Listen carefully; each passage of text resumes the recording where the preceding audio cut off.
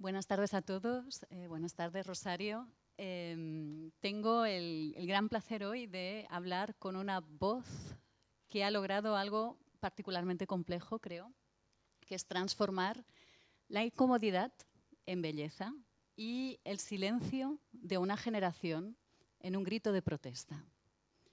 Rosario Villajos es una autora que escribe con el cuerpo.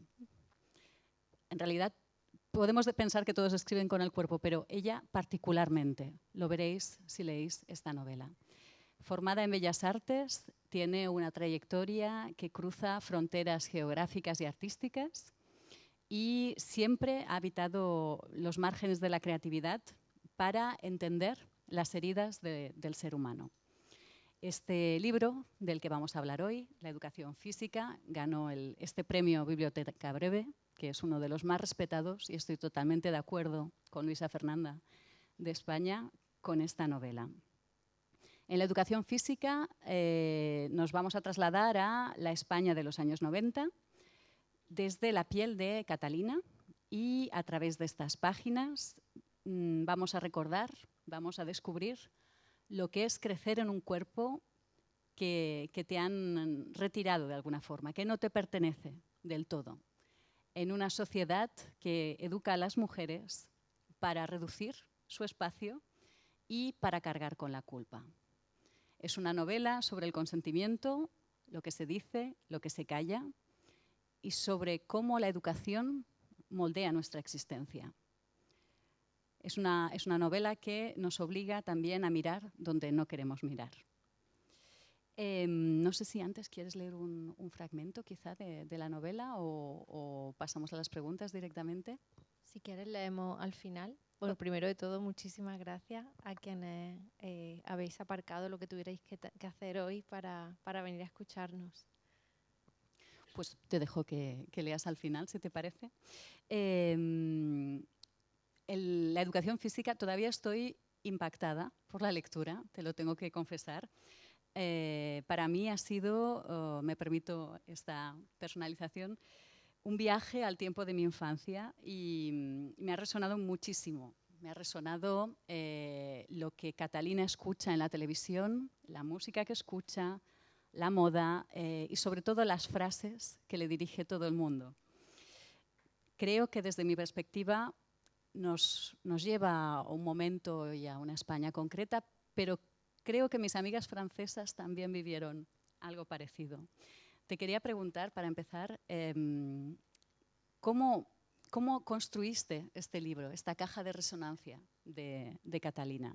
Esta imagen de esta adolescente de 1,80 m que se intenta hacer pequeña.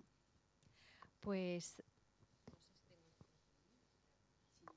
hola, sí. Al principio yo siempre estoy escribiendo varias cosas a la vez, ¿no? Estaba escribiendo una novela que abandoné sobre una señora mayor que tenía Alzheimer y esa novela se quedó en el olvido, y a la vez estaba escribiendo como pequeños apuntes, recuerdos adolescentes, y de repente ese diario inventado, que era un ejercicio simplemente para cambiar de voz, ¿no? Empezó a tomar una forma literaria, empecé a ver que había bastante material que se podía importar a la literatura y, y me dije, ¿por qué no voy a decir todo esto, aunque me parezca una locura y aunque me parezca que no le estoy contando nada importante a nadie, en una novela, ¿no? Entonces busqué una trama, que es lo que le sucede a Catalina, ¿no? Durante estas 4 o 5 horas que dura eh, el tiempo de la novela, y para soltar todo lo que había debajo, ¿no? Que eran estos pequeños recuerdos, yo los llamo catálogo de humillaciones, por los que tiene que pasar una niña en el momento en el que se da cuenta de que de que cualquier niña no va a tener la vida que tiene un niño, ¿no? Yo he crecido leyendo El guardián entre el centeno, ¿no? Y pensábamos, pues que dura la adolescencia de este chico, no, nadie lo entiende, pero fue un poco sujétame el cubata. que, que voy a decirte lo que una chica normal, o sea, sin nada así súper extraordinario, pasa en su día a día, ¿no? Y es verdad que hay personas que pueden encontrar exagerado, ¿no? Porque dices, es que todo le sucede a esta chica. Bueno, es que hay un cierto perfil de personaje al que le suceden todas estas cosas, ¿no? En cuanto te muestra un poco vulnerable, es como si el mal fuera a por ti, ¿no?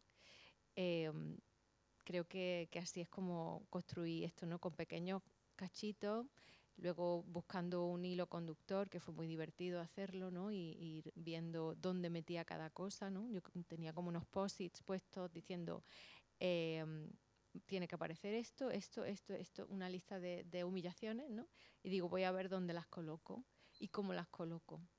Y es verdad que podría haber sido un ensayo, pero entonces no lo habría leído nadie. Efectivamente, creo que la estructura es extremadamente interesante y a mí me ha parecido muy natural. Es decir, no me ha parecido que todo le pasara a Catalina o todo nos pasó a todas, de alguna manera. No, es como que muy natural en este sentido. Lo que es curioso es cómo en la mente de Catalina se proyecta su intimidad y la sociedad al mismo tiempo, ¿no? Obviamente está conectada con su momento y al mismo tiempo vemos crecer una adolescente, ¿no? No sé si tuviste que documentarte para retrotraerte hasta esa época o... Sí, un poco hice preguntas, la pregunta clave, que siempre lo digo en casi todas las presentaciones, fue a un montón de mujeres de mi generación y menores que yo también, ¿qué te daba, y mayores también, qué te daba más miedo? ¿Meterte en un callejón oscuro o llegar tarde a casa y que te castigaran tus padres? Y todas coincidían con que te castigaran los padres, ¿no? Y no es que tus padres sean unos maltratadores y te vayan a pegar, es simplemente que hay muchas cosas detrás. Primero, no decepcionarlos, no preocuparlos, y luego que no te castiguen porque entonces ya no sales más, ¿no? Obviamente. Pero sí que ese era el tipo de cosas que yo he preguntado, o bueno, me documenté también casi al final, cuando ya tenía la novela terminada, me preguntaron algunas personas que habían leído el primer borrador, que si había leído el ensayo de Nerea Barjola y no sabía de qué me estaban hablando. Se llama Microfísica sexista del poder y, y fue lo que definitivamente me animó a publicar este libro porque al principio yo pensaba que era una locura, ¿no? Porque pensaba que no tenía ningún interés lo que estaba contando, ¿no? Que también creo que tiene más interés por el personaje que he creado. Si hubiera sido un personaje en primera persona, es decir, si Catalina estuviera diciendo yo hago esto, yo hago lo otro, habría parecido una chica quejumbrosa, una chica que se queja constantemente. Entonces, después de hacer unas cuantas pruebas de si lo hago en segunda persona, de si es una mujer mayor contando su infancia, dije, no, va a ser una tercera persona que lo sabe absolutamente todo de ella. Y que sabe cómo funciona todo. Y digo, y el mejor narrador para eso va a ser su propio cuerpo. Porque tu cuerpo sabe muchísimo de ti, viene de tu madre, de tu abuela, de tu tatarabuela, desde la prehistoria estamos haciendo una serie de cosas por las que tú reconoces los gestos. Si alguien te sonríe, entiendes perfectamente lo que significa eso, ¿no? Entonces creo que me interesaba que el cuerpo, que es algo tan cercano, fuera quien narrara esta historia, ¿no? Y solo doy un par de pistas de ello, a lo mejor, mientras habla de cuando ella escribe, que escribe para sanar de alguna manera, ¿no? Es cuando yo doy ciertas pistas de que el narrador podría incluso ser ella misma de alguna manera, ¿no? Solo que es su cuerpo el que narra esta historia. Es así de surrealista. Y lo que es curioso es que sea surrealista, ¿no? Efectivamente, la escritura narra constantemente las sensaciones, el sudor, el calor que vive ella, bueno, cuando se le pone la piel de gallina. Que tenga ganas de hacer pipí. Exacto, cosas tan humanas y tan frecuentes como esto, ¿no? Y quizá lo que nos hace pensar es cuando éramos adolescentes, hasta qué punto estábamos separadas de nuestro cuerpo, ¿no? De alguna manera. Y el hilo, la novela se publica, no sé si la escribiste antes, pero se publica en 2022-2023. Hay un gran debate en España en este momento sobre el consentimiento, sobre todos estos aspectos respecto a la violencia que se hace a las mujeres. No sé si querías explicarle un poco, en ese momento a la sociedad tenías la necesidad de hablar sobre el miedo del cuerpo de las mujeres. No, porque yo ya había empezado a escribirlo mucho antes, ¿no? De hecho, recuerdo en la sala de prensa, ¿no? que una de las primeras cosas, cuando yo recibí el premio, que hizo un periodista, una de las primeras preguntas, es que si no estaba siendo una oportunista. Y yo pensé, eso pregúntaselo a quien me ha premiado, no a mí. Digo, yo llevo escribiendo 2 años este libro, o sea, no sé.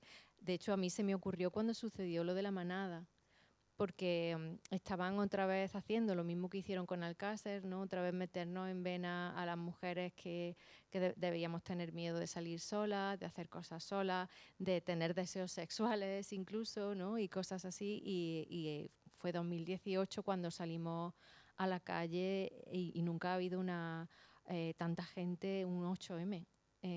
Al menos en Madrid, ¿no? Y fue bastante impresionante, pero fue entonces cuando a mí se me ocurrió que quería escribir algo así. Luego me costó mucho escribirlo y publicarlo, o sea, y querer publicarlo porque bueno, pues me resultaba, eso pensaba que era una locura, ¿no? Hasta que leía a Nerea Barjola y dije, no, que hay más gente que piensa lo mismo que yo, ¿no?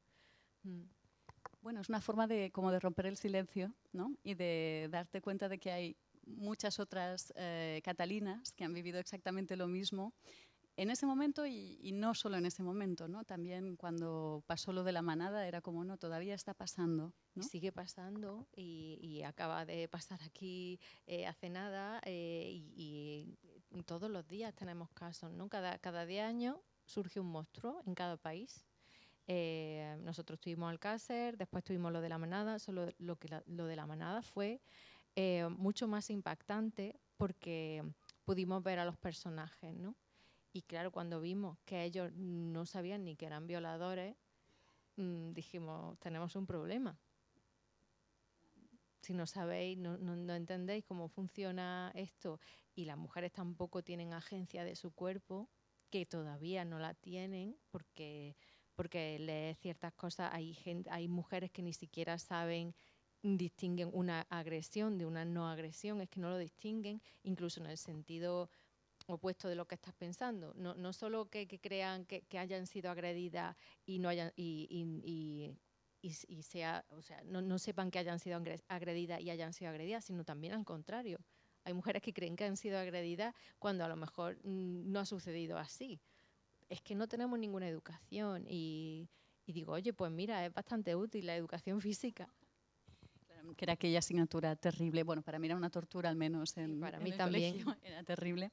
Quería tomar el hilo que decías de los hombres. Los hombres son los personajes secundarios de esta novela, claramente, porque al menos en la educación física, y vamos a hablar luego también del mundo, ejercen con toda tranquilidad por una impunidad estructural. Es decir, no sienten la culpa, no sienten la responsabilidad. Incluso hay un momento en el cual Catalina tiene que consolar a su exnovio Juan, que casi comete algo que parece lo que pasó en la manada, ¿no? Y todo parece tan normal. Supongo que esto también ha sido todo un trabajo de integrar estas voces, estas perspectivas, no solo desde la experiencia de Catalina, sino desde todos los hombres y sus disculpas y sus excusas en este libro, ¿no? Sí, eso también fue parte de la investigación que yo hice, preguntando también a amigos, ¿no? Si habían tenido experiencias así de las que se arrepentían, porque yo pienso que la gente tiene derecho a cambiar y a cambiar de opinión, ¿no? Y a crecer y a evolucionar y a pedir perdón. Hice ese tipo de preguntas, ¿no? Y específicamente esa que tú has nombrado fue una cosa que le sucedió a una persona que conozco, ¿no? Y claro, él lo veía como diciendo, uy, qué mal lo pasé, lo pasé fatal y yo le tuve que decir, ¿te imaginas cómo lo pasó esa chica? Porque es que no se había parado a pensarlo todavía. O sea, estaba en su película de qué mal, que casi violó a alguien, pero digo, oye, ¿y la chica que se escapó? No sé. Entonces, creo que eso, que es falta de educación estructural, como tú dices. Porque en la novela precisamente siempre se reenvía la culpa a las mujeres. Es un catálogo de cómo se reenvía la culpa constantemente. Cómo vistes, cómo eres, dónde has estado, qué has dicho, has ido al baño en casa de una amiga y qué te ha pasado.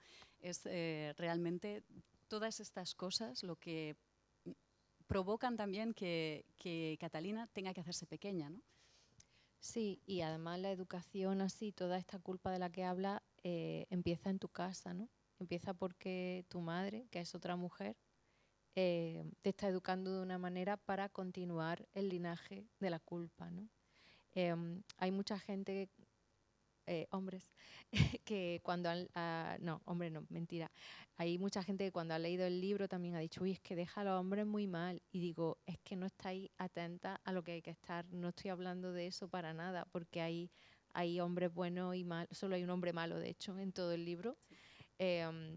Pero no os estáis fijando en lo que hay que fijarse.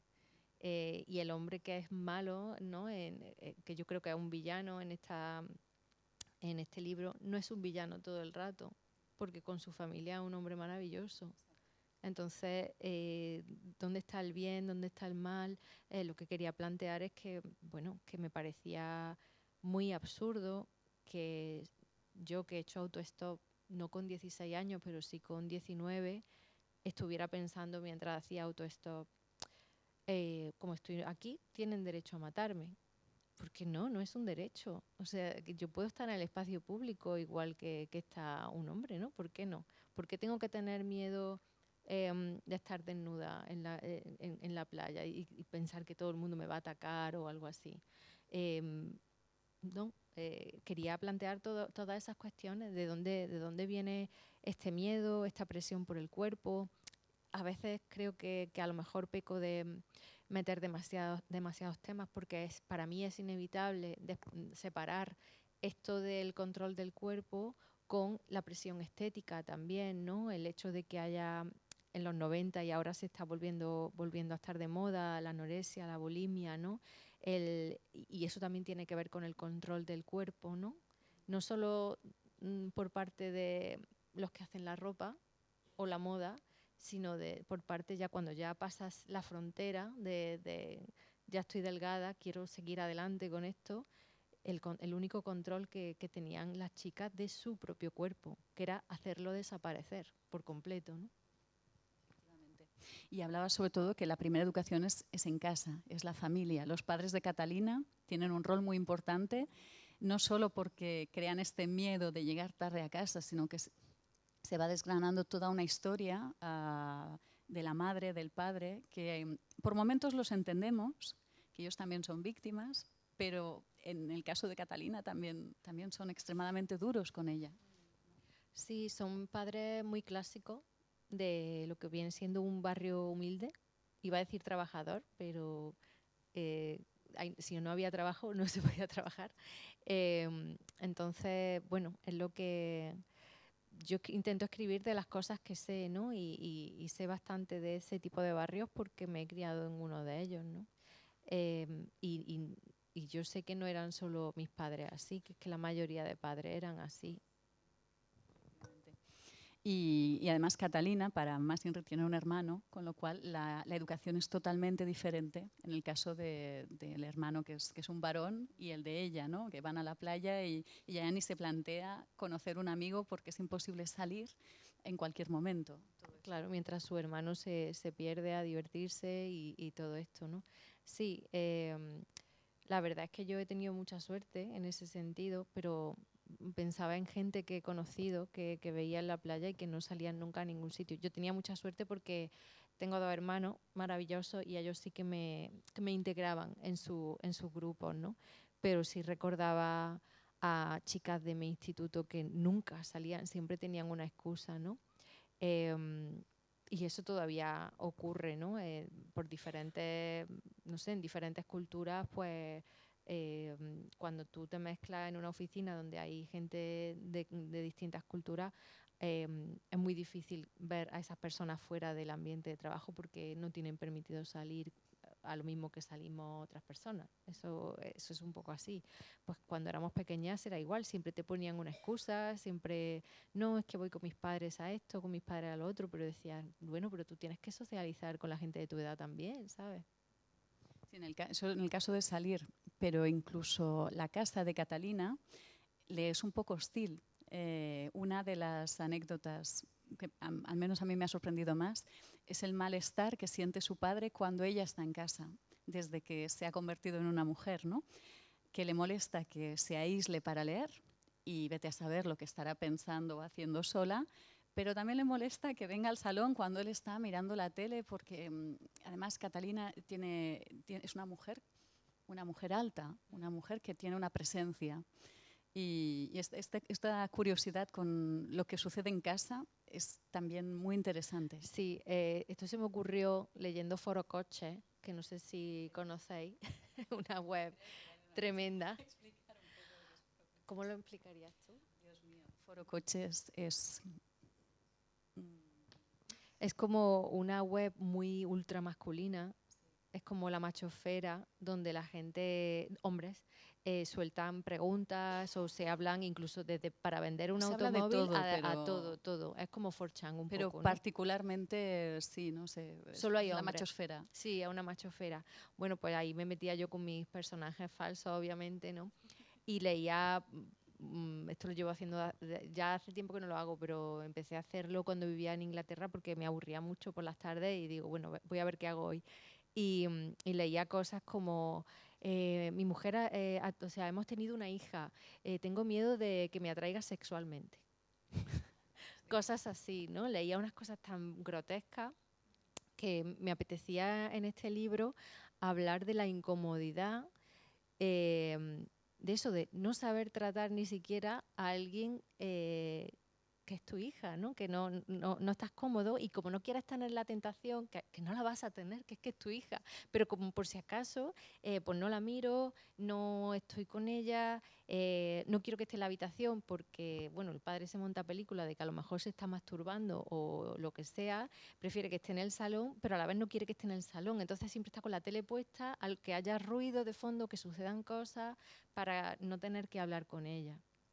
Sí, esto, el tema del padre es curioso y además se proyecta también su fragilidad, ¿no? Que pierde el trabajo y que de alguna manera se tiene que ocultar todo esto. Sí, está todo lleno el libro está lleno de metáforas que me acabas de recordar, porque claro, yo esto lo escribí hace mucho tiempo. Em, el coche del padre, por ejemplo, es una metáfora de sí mismo, de cómo se va descomponiendo poco a poco él mismo, ¿no? El coche del padre, que es lo que provoca que nadie pueda irla a buscar y que tenga que hacer autostop y que está ahí en el descampado donde las niñas juegan a ser las niñas de Alcácer. A cambiar la historia, ¿no? Porque dicen, no, a mí no, eso es una cosa que jugábamos cuando éramos pequeñas, pensando que, pues yo tengo la misma edad que tendrían ellas ahora, ¿no? Em, no, a mí no me habría pasado porque yo habría tenido un sexto sentido para detectar la maldad de esa persona y luego ya creces y te das cuenta de que simplemente tuviste suerte. Efectivamente, porque era completamente aleatorio en este sentido. Creo que también el libro habla mucho del cuerpo, pero sobre todo las emociones relacionadas con el cuerpo, ¿no? Hay muchísimo miedo en el ámbito de Catalina, hay incluso la idea de que en según qué situaciones es mejor morir que te humillen, ¿no? Toda esta mezcla que vive ella, claro, en algún momento piensas, es porque es una adolescente, pero en realidad quizá no. Yo creo que es porque es un adolescente, porque yo, por ejemplo, si hubiera una guerra y a mí me dijeran que tengo que ponerme un collar en el cuello, yo me lo pongo. Soy una superviviente nata, pero tenía que respetar al personaje.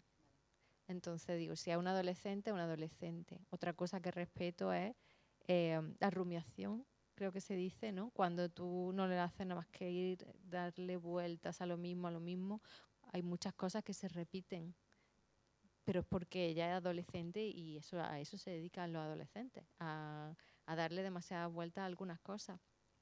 Pero sí, yo creo que ella se revela y prefiere la muerte a la humillación porque, bueno, porque tiene esa energía de juventud, ¿no? Seguramente yo también la tenía, pero a lo mejor ya no la tengo. Yo haría cualquier cosa con tal de evitar una guerra, vamos. Pero justamente pensaba, también es el miedo o la vergüenza, no sé, me lo dirás tú, lo que le provoca que desarrolle todas unas estrategias para ocultar su cuerpo. Claro, sí, eso lo hemos hecho muchas mujeres, yo también, ¿no? Yo estaba aterrada cuando empecé a tener pecho.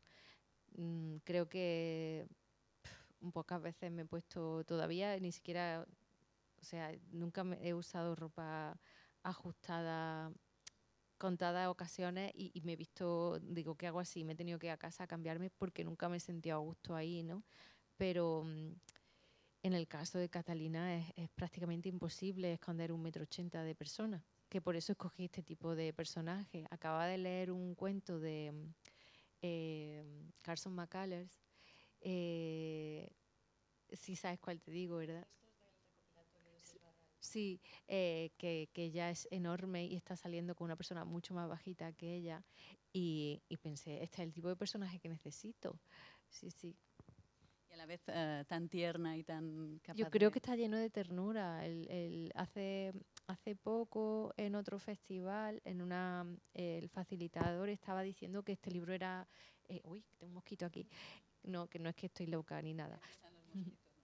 Que decía que el libro era muy duro y que no entendía por qué las editoriales lo posicionaban como un libro tierno. Y digo, yo creo que cabe todo en la ternura, ¿no? Tú puedes ser una niña con unos comentarios súper naif, o, ¿no? Con una inocencia muy tierna y a la vez en esa inocencia estar diciendo algo que es tremendo.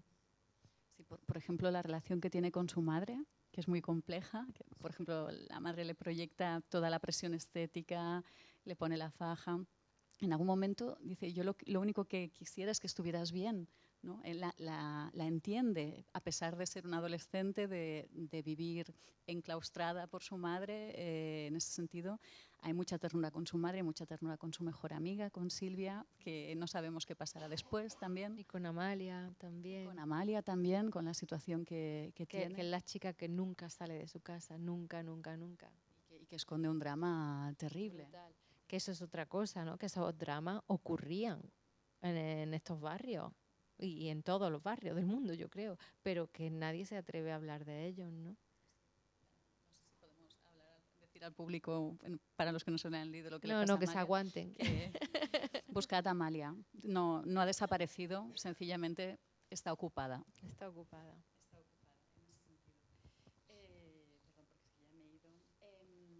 Sí, yo me pensaba en el libro y era como, pensaba constantemente pues, en Twin Peaks, en todas estas series en las que se ha hablado de la violencia a las mujeres y pensaba, no, solo puede ser una novela. Me parece que solo en la literatura nos podemos meter tanto en la mente de Catalina. No sé si estás de acuerdo o tú que eres artista visual, que has trabajado otros tipos de arte, también puedes imaginarte. Sí, yo adoro el cine y sí he visto películas súper antiguas, además, capaces de meterse, no sé si en la piel de un adolescente, que creo que sí, que estaba pensando en Mouchet, por ejemplo, que es una película francesa, preciosa, durísima, eh, y que para mí sí que es capaz de meterse en la piel de un adolescente. O en las primeras películas de Panahi, por ejemplo, El espejo, también se mete en la piel de una niña que tiene que llegar a su casa. Es preciosa esa película. O, pero sí, son más, por ejemplo, las que están intentando ahora hacer algo así más tipo ensayo, digamos, ¿no? O más aleccionador. eh, Aparte de querer de la serie, que es fantástica, he visto algunas cosas. Por ejemplo, a mi adolescencia, pues no es una serie que me haya... No. porque digo, vale, están todo el rato con el niño, el niño, el niño, digo, y la niña que ha muerto, alguien se ha preocupado de la familia, de, no sé, no, eso no lo cuentan, ¿no? Y esa familia está destrozada, bastante más que la del niño, pero no tiene ningún protagonismo porque qué pena el niño que ha hecho lo que ha hecho, ¿no? Es siempre la misma historia, que estoy un poco ya cansada. Yo creo que sí se puede hacer, y estoy pensando también en una película maravillosa que creo que se llama La vida sigue, que es de Fernán Gómez, que es una de mis películas preferidas. Habla de dos hermanas y cómo han evolucionado cada una con sus distintas parejas. Me parece que lo hace, o sea, que se ha metido en la cabeza de las dos y que cuenta, explica muy bien em, la educación de posguerra, ¿no? De española, en la que las mujeres tienen que conseguir un marido como sea, como de lugar, y si tienes suerte y no lo ama, seguramente tendrá dinero y podrá cuidar de ti, pero a lo mejor si te enamoras de alguien vas a acabar muy mal en la vida, ¿no? Y está súper bien contado, la recomiendo muchísimo. Esa película, que estamos en el Cervantes, seguro que podéis, seguro que está en la biblioteca porque es un peliculón. Efectivamente. Y decíamos que la educación física habla de la España de los 90 en principio, pero no solo, ¿no? Supongo que podemos imaginar, y ya decías, esto se ha visto mucho en este tipo de barrios concretos, que yo también los conozco bien, pero no sé, ¿dirías que es una novela un poco universal? Sí, el hecho de coger los 90 era para hablar de lo que yo conozco, ¿no? Para empezar de lo particular y llegar a lo universal, pero también para demostrar, porque yo sabía que cuando gente más joven que yo lo leyera se iba a dar cuenta que había cosas que no habían cambiado, era para eso, para demostrar que hay un montón de cosas que no han cambiado, que en cuestión de vocabulario las mujeres hemos evolucionado muchísimo en el hecho de poder nombrar las partes de nuestro cuerpo sin confusión, sin confundir una vagina con una vulva, por ejemplo, pero en el caso de los hombres no veo que haya cambiado tanto. El espacio en los recreos sigue siendo las niñas hablando, socializando, teniendo esa habilidad con el lenguaje, eh, pensando en lo fácil que es. Ay, me gusta este niño, voy a decírselo, y lo mucho que lo vas a asustar. ¿No? Porque en ese sentido, como a nosotras no nos cuesta decir las cosas cuando somos muy pequeñas, pues vamos y lo decimos. Ellos están en otra película, ¿no? Y va a venir la gente y va a decir, no, eso es biología. Digo, no, perdona, eso es epigenética también, ¿sabes? Si tú vas cambiando el sistema, si tú vas cambiando la manera en la que se está educando, al final esos niños estarán tan desarrollados en el lenguaje, en, en tocar, en estar acostumbrados a un cuerpo femenino como una niña, ¿no? Y es que yo estoy en un gimnasio, en un polideportivo al que voy 3 veces en semana, y las madres pueden pueden acompañar, o sea, los niños pequeños menores de 7 años pueden entrar al vestuario de mujeres, pero yo he visto niños allí que tienen 11 años, incluso 12, ¿no? Y un día vino mi madre conmigo y me dice, ese niño es muy grande para estar aquí. Y le dije, mamá, ¿tú lo meterías, lo dejarías solo en el otro vestuario? Y dice, pues no. Digo, entonces, ¿qué hacemos? Para mí lo ideal es que, no, que solo hubiera un vestuario de hombres y mujeres. Pero ¿cómo empiezas tú eso? Pero los niños, a mí, yo prefiero que estén en el de mujeres, que se acostumbren a ver el cuerpo de una mujer y que no pase nada. No que otras veces, por ejemplo, mi pareja, que va al de los hombres, dice, hoy ha entrado un señor con su hija en brazos, así, poniéndole la mano así, para que no viera nada. Y digo, pero vamos a ver, es que es ridículo. Y en el libro pasan muchos recuerdos en la mente de Catalina, pero muchos son referentes precisamente a la educación física, a los profesores, todo lo que pasa en el colegio, ¿no? Y hay varios profesores incluso que tienen un rol, yo diría casi de villanos, ¿no? Asqueroso, pero sí, ese está bastante bien documentado por mí misma en mis carnes, ¿no? Que la verdad es que cuando estábamos en el instituto mi amiga y yo nos sentíamos muy desamparadas, ¿no? Por este tipo de cosas y lo hablábamos un montón y sabíamos qué profesor era un guarro, a cuál no te podías acercar, pero yo solo te estoy contando además hasta los 16 años de Catalina. O sea, lo que a ella le sucede en este libro, en esta hora, es eso, la luz que te dice, ah, que esto va a ser así, ¿no? Prepárate porque después vas a tener un jefe baboso, vas a tener novios asquerosos, celosos y abusadores y te va a costar la vida encontrar a alguien que merezca la pena, ¿no? Eso es lo que yo le estoy diciendo a Catalina, básicamente, porque ella, a ver, si ella viniera de otro tipo de familia en la que no tuviera estas preocupaciones como volver sola a casa, porque no es lo mismo ser de un barrio pobre que tener un padre que te da dinero y te vienes en taxi, no es lo mismo, obviamente, porque dices, a mí nunca me ha pasado nada, claro, chiquilla, tienes dinero, te montas en tu taxi o tienes un chofer, te lleva a tu casa y no tienes ningún problema. Pero cuando te tienes que buscar la vida, no tienes dinero, vas andando porque tú quieres salir y ser normal, pues te suceden todas estas cosas. Entonces, pues bueno, estoy contando una historia que le pasa a un determinado tipo de persona. Y también en el colegio, hablando de estos profesores abusadores, hay un momento que es trágico cuando las niñas se reúnen para denunciarlo y no son escuchadas, ¿no? Y Sí, eso pasó tal cual en mi instituto, ¿no? Que había un profesor que nos tocaba, pero además delante de los chicos, ¿no? O sea, como... Sí, lo que pasa que yo no soy Catalina, Catalina es una chica retraída, tal. Yo a ese profesor, cuando me hizo por enésima vez ponerme boca abajo, me tocó y tal, y le grité, le dije que ya se han enterado de que sé hacer el pino, ¿sabes? No tienes que volver, ya se han enterado. Y se quedó así y no, creo que no volvió, no pasó más. Pero porque yo creo que es que ellos lo veían como algo natural, como, bueno, puedo tocar aquí y allí, por eso digo que es muy importante tener agencia de tu cuerpo. Porque si no le dices, oye, que me estoy dando cuenta de lo que estás haciendo, vale, ya está. Si no nos educan así, que yo me he tenido que reeducar, ¿no? Va a seguir pasando. Van a dar por hecho cosas que no tendrían que ser naturalizadas. ¿Y no piensas que hoy las chicas tienen más agencia de su cuerpo? Pues a lo mejor sí, pero bueno, es que depende. Estaba pensando, por ejemplo, en algo que sucedió en España hace relativamente poco, que está pasando mucho, supongo que aquí también, con la inteligencia artificial, que los chicos cogían fotos de las chicas y les ponían cuerpos desnudos.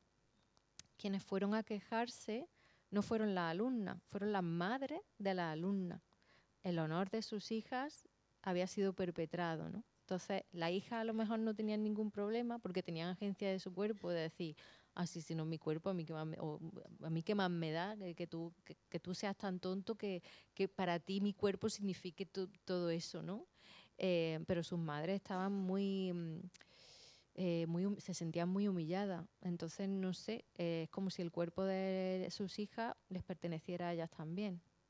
Entonces no estoy segura de que haya agencia del cuerpo hasta que no sepas que tu cuerpo es tuyo, que tus hijos y tus hijas no son tuyos, son personas y tú eres su responsable, ¿no? Efectivamente, y que no por ejemplo, el honor familiar no pasa por el de la niña, por ejemplo. Claro, claro, yo lo veo un poco así, ¿no? Me ha costado la vida intentar hacer literatura con todos estos temas de los que estamos hablando, pero yo quiero pensar que es verdad que yo entiendo que cuando tú lees este libro lo que más se te queda es volver a pasar por tu propia experiencia porque no tienes más remedio que identificarte porque te ha pasado prácticamente todo lo que le sucede a ella. Pero quiero pensar que es un libro también de imágenes, de metáforas, de no quedarte solo en el mensaje, sino de, bueno, pensar en lo que es la vida simplemente y en cómo hemos llegado hasta aquí, a pesar de todos esos impedimentos, ¿no? que, que sí, que me van a decir, los hombres también tienen lo suyo. Digo, sí, los hombres también tienen lo suyo, pero de nuevo, sujétame el cubata. Efectivamente, personalmente, leyendo el libro, para mí ha sido muy liberador. No he sentido volver a pasar por todo eso, sino, también le pasó a alguien y de alguna forma se crea esta sororidad. Es decir, si esta persona lo ha contado, también no estamos solas. Y esto ya también permite poner un espejo frente a otros lectores para que deje de ser un silencio de una época, de un género, y algo que de alguna forma está reprimiendo toda esta libertad, ¿no? Sí, creo que eso ha sido bastante bonito, ¿no? El recibir el feedback, saber que ahora la diferencia entre antes y ahora es que ahora podemos contarlo sin que nos dé vergüenza, ¿no? La vergüenza ya no está en nosotras. Pero también yo siempre digo que esto es un libro que escribí para los hombres, para que lo leyeran ellos y para que las mujeres se sintieran acompañadas. Y el hecho de hacerlo así es que a veces se nos olvida que mientras un niño tiene infancia, en la mayoría de los casos, o por lo menos en los países que por fortuna nos ha tocado nacer, una niña a partir de que tiene la regla se la mira distinto. Y creo que es terrorífico. Tiene miedo, exacto, efectivamente. El miedo empieza a encarnar. Pero como decías, también hay momentos impresionantes, por ejemplo, el valor de la amistad para ella, cómo crea vínculos, cómo tiene este mismo miedo de perder los vínculos por el tema del cuerpo. Realmente hay una construcción de personajes que es increíble en toda la novela. Y pensaba justamente, hablando de la amistad, me ha venido el flash de el regalo que le hacen sus amigos a Catalina, esta sudadera, que es blanca, que le permite ocultarse, pero que acaba siendo como un talismán en la novela, que tiene un momento muy clave también hacia el final, que no voy a decir. Y te quería preguntar, de todos los objetos de los 90 que aparecen en este libro, ¿hay alguno que eliges por alguna razón concreta? Hay muchísimo. Estaba pensando en el disco de Cristina Rosenbinge, que digo, joder, qué importante era, ¿no? Participar de la comunidad a través de la música, ¿no? De encontrar el grupo de gente que quiere a tu alrededor a través de eso, ¿no?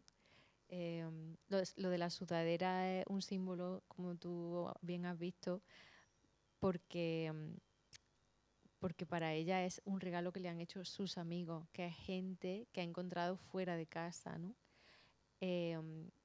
A mí me pasa personalmente algo que agradezco un montón, que yo me siento querida en mi casa de manera gratuita, porque mi familia nunca ha leído mis libros, porque no le ha interesado.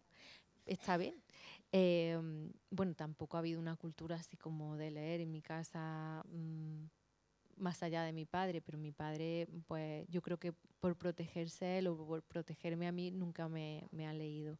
El caso es que yo me siento querida gratuitamente por lo que soy, no por lo que hago, ¿no?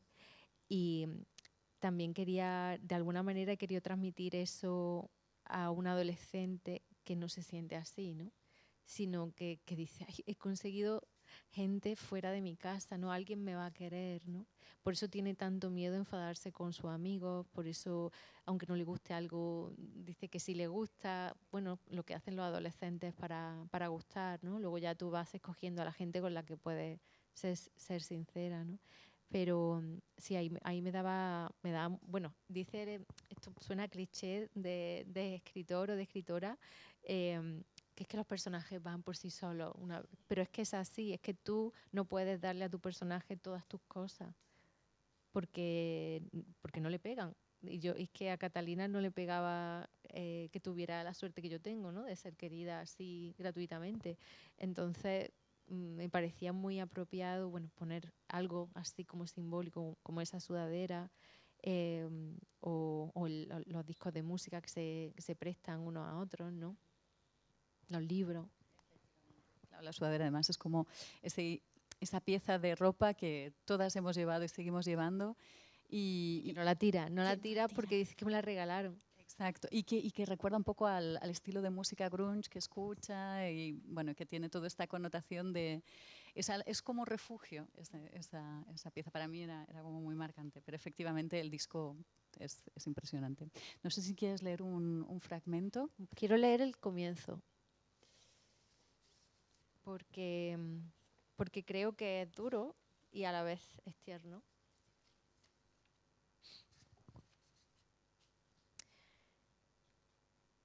Lleva 5 coches diciéndose que está segura de que el siguiente se detendrá, o el siguiente de color rojo, o el siguiente blanco pero con matrícula capicúa, o el siguiente del color que sea pero a partir de ese momento. El siguiente del siguiente también pasa de largo, igual que los minutos que lleva ahí de pie. Por eso deja de contarlos y decide entretenerse haciéndose daño. Catalina se inició en esta fórmula ansiolítica cuando tuvo que aprender a quedarse sola en el hospital. La entiende como una ofrenda, un pequeño soborno con el que alimentar a la criatura monstruosa que guarda dentro a cambio de que no se asome. Conoce varias maneras de satisfacer su hambre. Se arranca las costras de las pequeñas heridas que ella misma se provoca. Se corta las uñas con los dientes. Se muerde la punta de las yemas hasta toparse con el sabor de los dedos en carne viva. También se arranca las cejas, aunque se ha propuesto dejar de hacerlo este año, porque eso sí podría derivar en un problema difícil de esconder.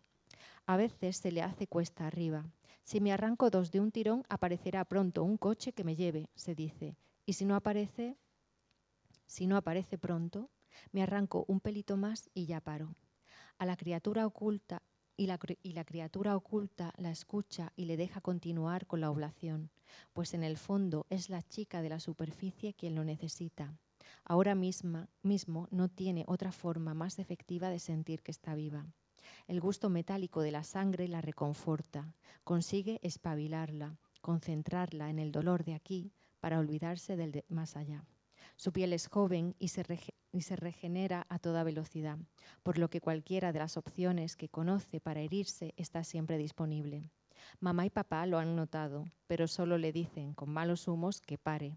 A ella le encantaría responderles que dejen de fumar y ver cómo tampoco paran. Por eso intenta cuidar las apariencias. Es consciente del daño originado y no quiere que nadie la moleste cuando se entrega a lo que se considera una tara en toda regla. Algún día le gustaría dejar de hacerlo, o al menos ser capaz de controlar esta adicción a antojo para que ni ellos ni nadie la noten, porque cree que lo que realmente importa es cómo la ven los demás.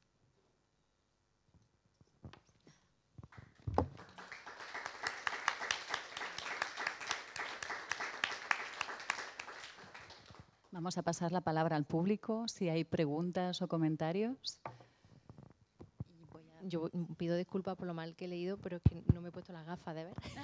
No, perfecto. Voy a pasar el micrófono.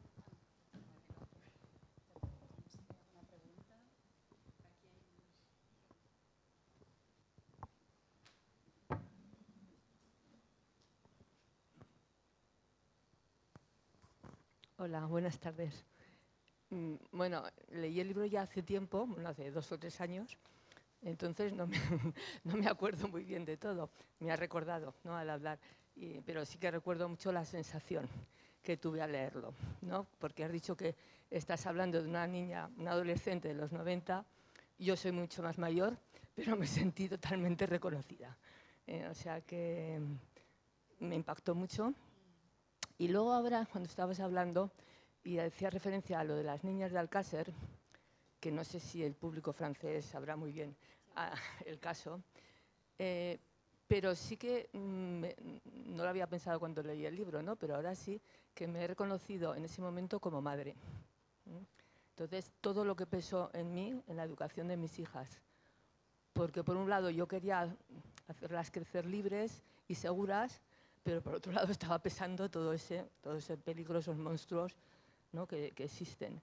Entonces, bueno, pues que sigue siendo muy difícil a todas las edades y bueno, ahora ya, mira, la reflexión que hice, que además lo escribí en Instagram, cuando leí tu libro es ojalá mis nietas puedan leer este libro sin sentirse reconocidas en ningún párrafo. Eso es lo que me quedó. Eso sería lo más bonito que pudiera pasar, leer esta novela como si una simple novela, ¿no? Sí, como quien lee Test de la Superville, ¿no? Algo así, pero me cuadra mucho lo que dice, además porque yo que tenía la misma edad que estas niñas, que para quien no lo sepa, pues fueron 3 niñas que estaban haciendo autostop y fueron raptadas, torturadas, violadas y asesinadas de manera horrible, pues yo quería vivir, yo quería salir, yo no tenía en mente, no tenía ningún miedo. Mi madre era la que estaba aterrada, obviamente, ¿no? Y era, incluso en mi casa intentamos no poner nunca ninguno de esos programas ni nada, pero aún así al final te llega en el instituto, ¿no? Em, pero claro, las chicas de mi edad, la mayoría no teníamos ningún miedo, porque el cuerpo está hecho para eso, ¿no? Tú tienes una energía cuando tienes una edad, ¿no? Y lo único que quieres es estar con los que son como tú y salir de casa. Pero entiendo totalmente, por eso para mí era súper importante el personaje de la madre de Catalina. Para mí, de hecho, es mi personaje preferido.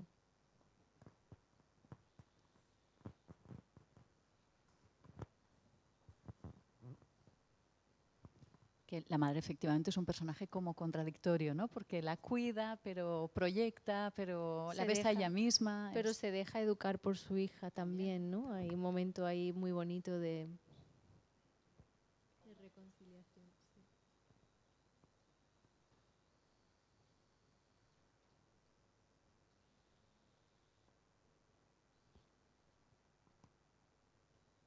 ¿Una pregunta más? ¿Algún comentario más? ¿No? Ah, mira, por allí. Ah, no. Uy, absolutamente. Te la voy a traducir.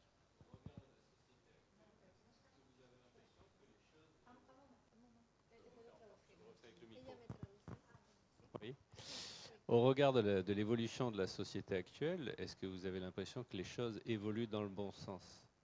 ¿Te parece si las cosas evolucionan positivamente en función de lo que vemos en la sociedad actual? Regu. Hemos evolucionado en algunas cosas, pero ahora tenemos otros problemas que antes no teníamos. Por ejemplo, Internet. Creo que es un problema horrible, porque ahora el acoso también se hace a través de lo digital. No, él lleva cascos. Entonces, puedo seguir hablando.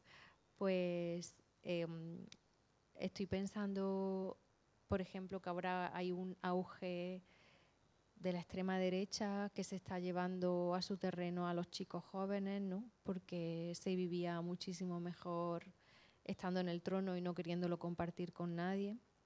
Y por el otro lado, las chicas muy jóvenes se sienten decepcionadas con el feminismo porque se les vendió de alguna manera a sus madres que podíamos tenerlo todo, pero también ese todo ha sido al final ser madre, llevar la casa, trabajar. O sea, estamos haciendo como 4 o 5 cosas más, mientras antes estábamos solo en la esfera privada cuidando del hogar, ¿no? Entonces ellas dicen, oye, yo no sé si quiero estar con el estrés que tiene mi madre, ¿eh? A lo mejor prefiero estar en casa. Entonces creo que no se llevó bien esto a cabo, estos cambios. Creo, por ejemplo, que si a mí me hubieran dicho que por cuidar a mi familia y a un marido yo iba a tener un salario súper digno, a lo mejor habría sido madre. Pero pensando que tenía que hacer muchísimas cosas, dejar de ser yo para ser la cuidadora de un montón de gente, pues no, pues digo, no puedo con todo. No tengo esa capacidad, ¿no? Que hay muchísimas mujeres que la tienen, pero yo no. Entonces creo que no, igualdad no hay, lo que hay es una sobrecarga, y eso, y las chicas jóvenes lo han visto y no están dispuestas algunas a eso. Y es una de las razones por la que hay mucha menos población ahora mismo, porque las mujeres no tienen hijos o los tienen súper tarde, a los 40, ¿no? Las ves arrastrando ya el carrito después de los 40 y los chicos, claro, están en el otro lado, de decir, yo no quiero, yo quiero que sea como antes, ¿no? Yo quiero que alguien cuide de mí, que me suba la autoestima, que esté siempre disponible. O sea que no, la verdad que no veo que la cosa esté mejorando, ¿no? Lo que te vende además la extrema derecha es eso todo el rato, la población, no tenemos población. Bueno, hay un montón de personas migrantes que pueden venir a echarnos un cable. Y ahora que hablas de Internet, recientemente hay esta estetización, las tradwives, ¿no?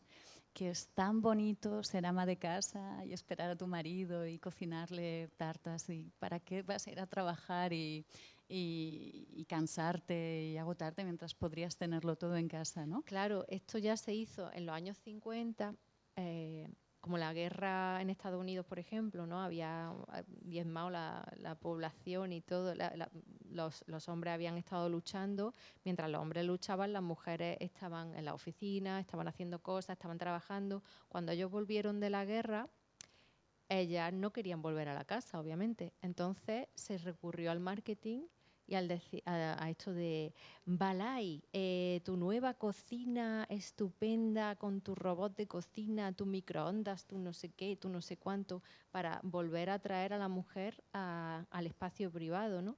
Y ahora se está haciendo a través de internet, pues con personajes como Rorro, por ejemplo, ¿no?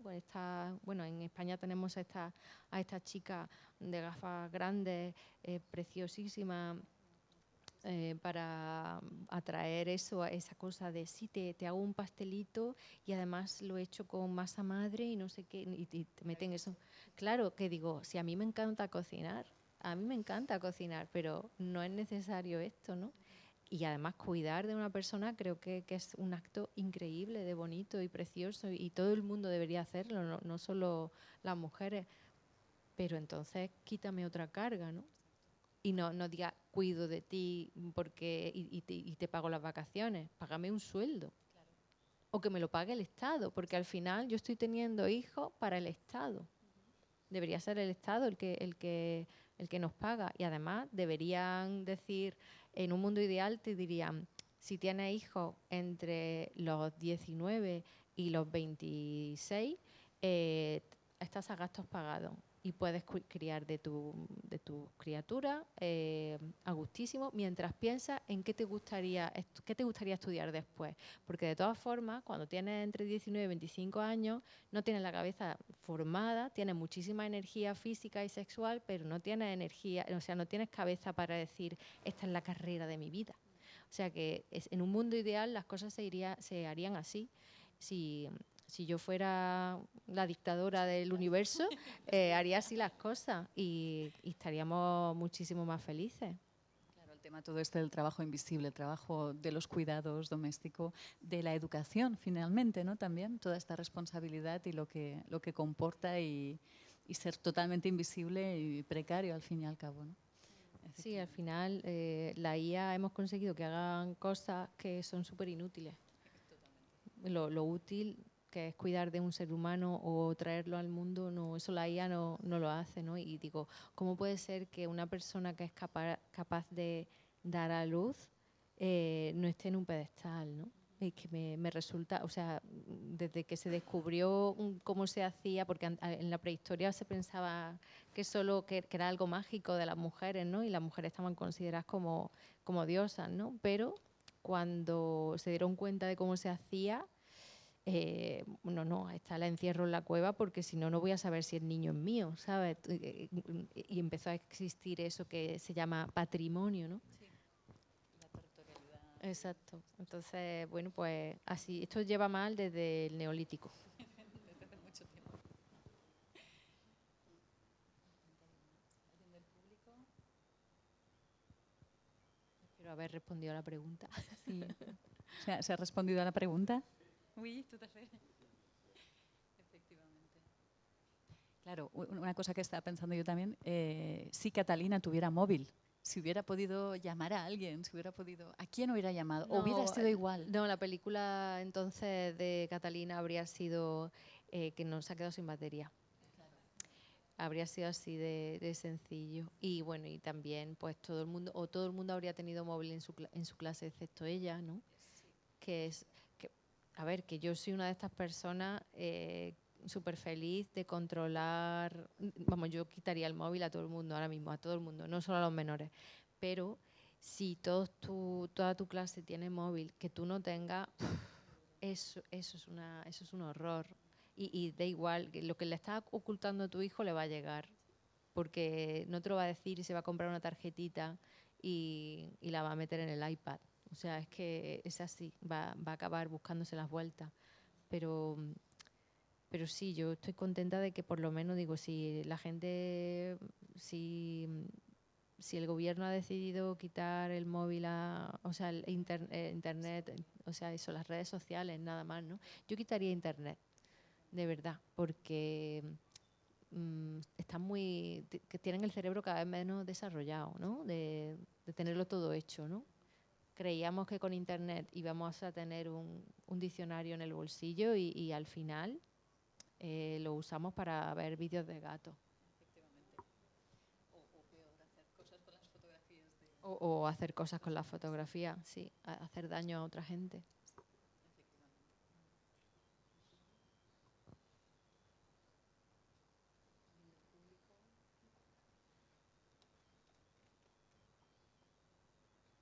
Merci beaucoup. Muchas gracias.